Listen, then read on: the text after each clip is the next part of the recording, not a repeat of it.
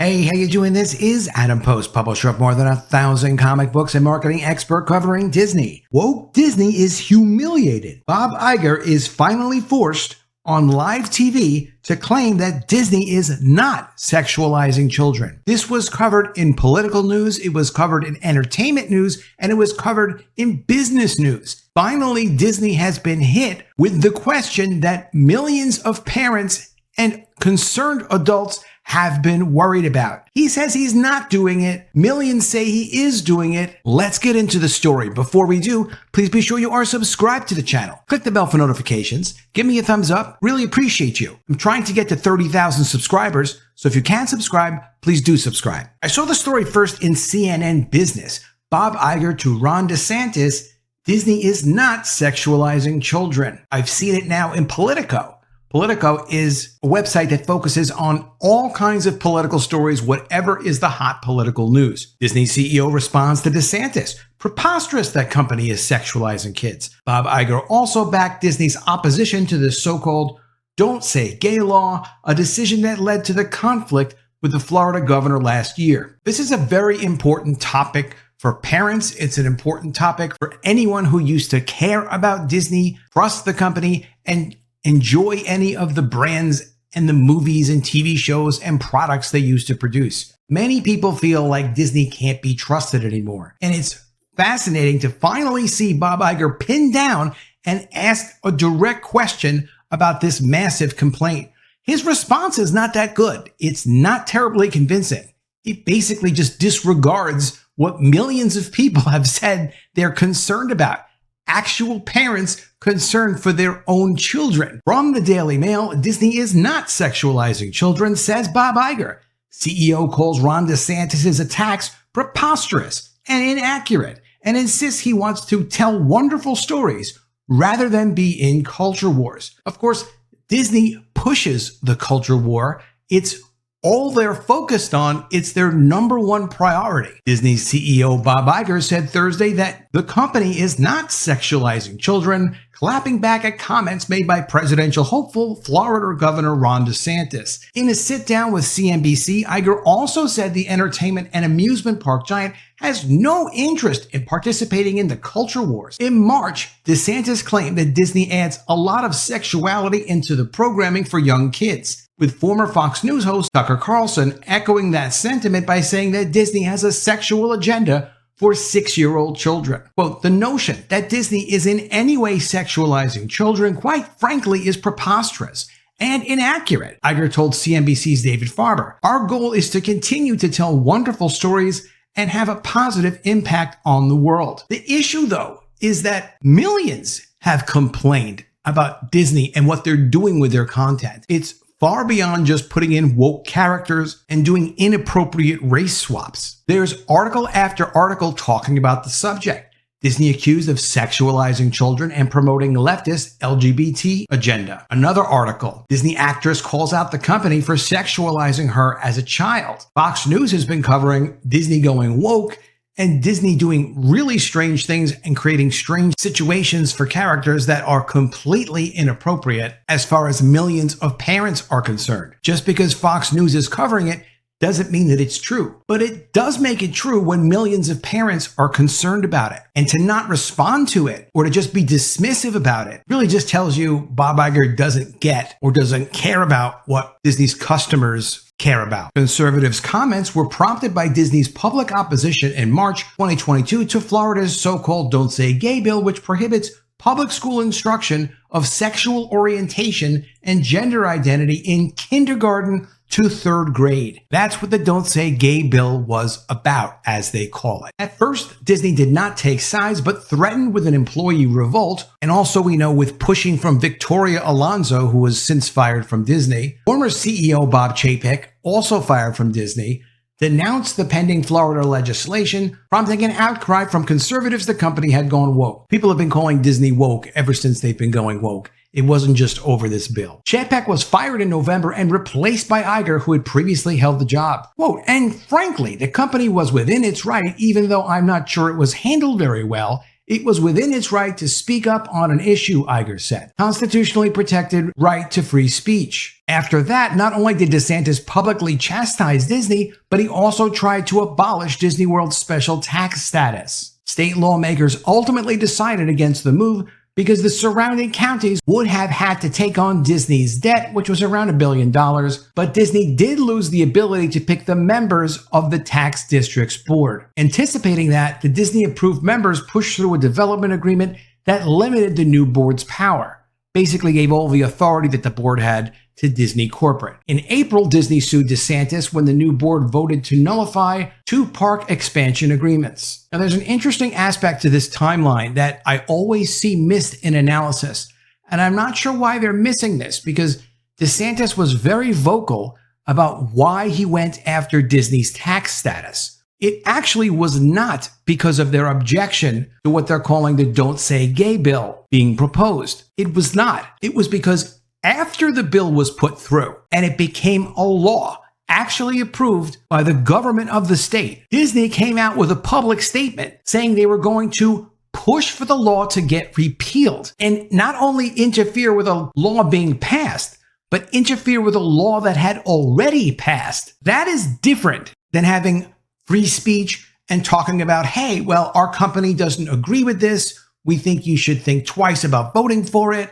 You shouldn't really vote for this. But once it's passed, to then go and start to say, well, we're going to push for it to be repealed really is different. And it's easily enough for them to lose the special authority given to them that not everyone else has. Universal doesn't have it. Other theme parks in Florida don't have it. Just Disney had it. They had no business continuing to have it after they put out this statement. Florida's HB 1557, also known as the Don't Say Gay bill, should never have passed and should never have been signed into law.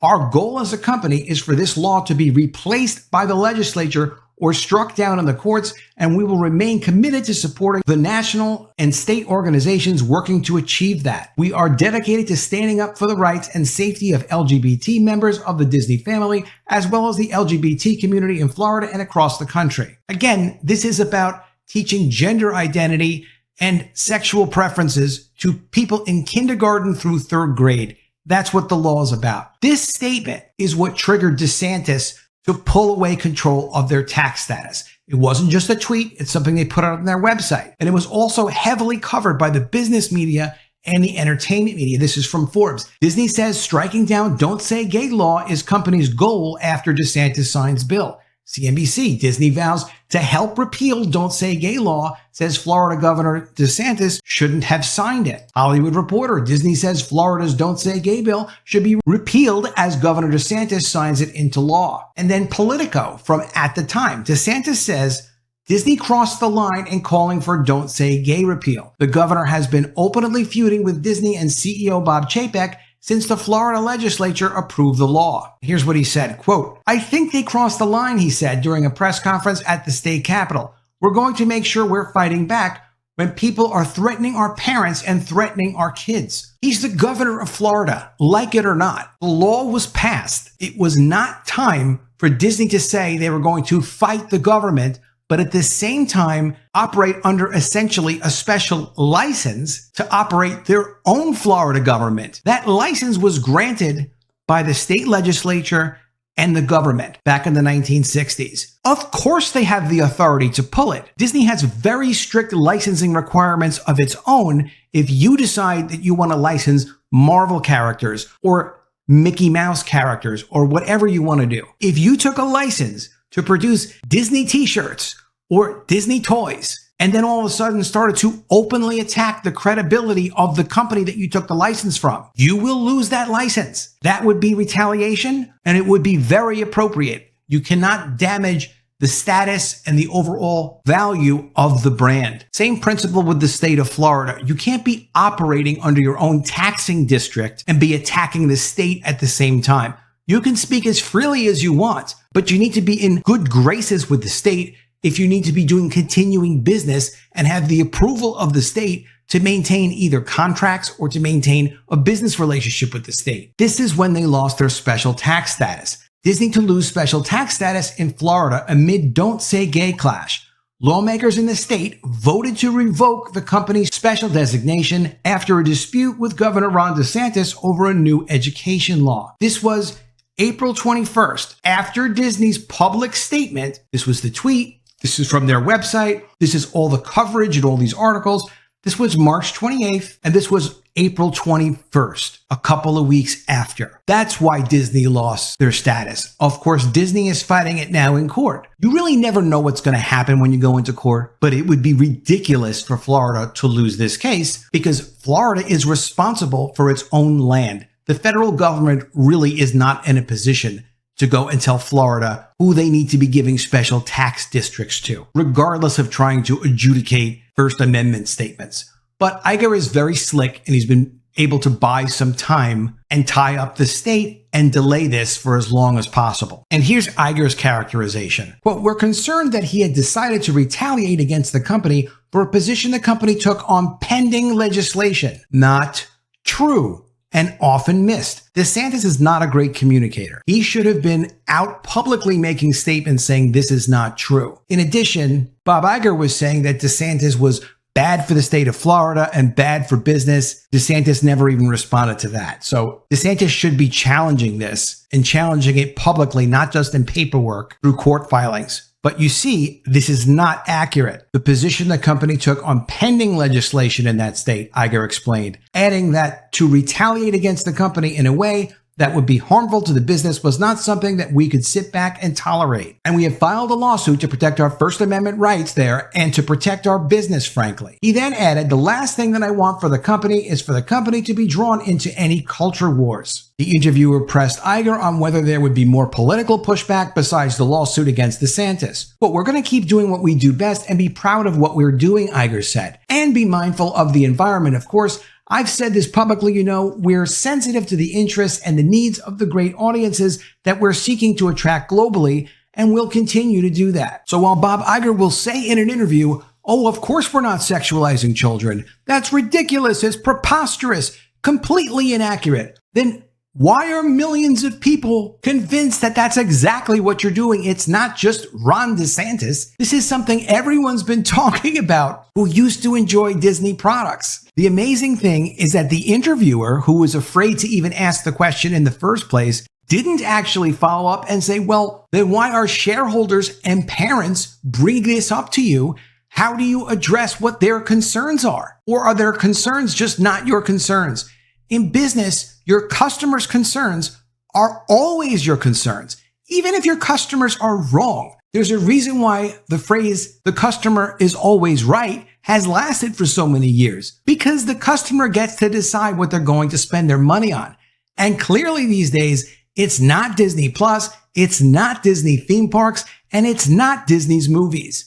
People are leaving Disney, and that's something Iger is not going to be able to dismiss. Let me know what you think of all this in the comments below. Are you also glad that Iger was at least finally asked this question directly? And what do you think of his response to the question? I'm going to continue to follow the story. Always love to see your ideas. Please be sure you are subscribed to the channel.